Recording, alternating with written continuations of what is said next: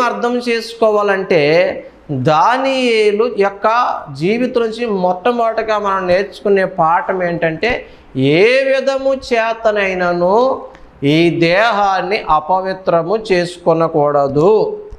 అంతే.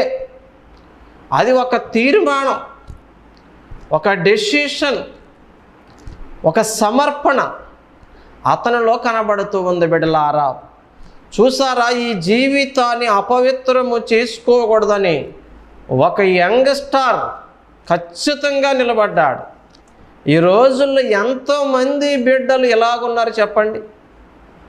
ఈ దేహాన్ని ఏ విధముగా కూడా, దేని వల్ల కూడా, ఎవరి వల్ల కూడా, ఏ సందర్భంలో కూడా, ఎన్ని ఒత్తిళ్ళున్నా, ఎంతమంది ఒత్తిడి చేస్తున్నా, తినడం ద్వారా కానీ, తాగడం ద్వారా కానీ, మత్తు ద్వారా కానీ, వ్యభిచారం ద్వారా కానీ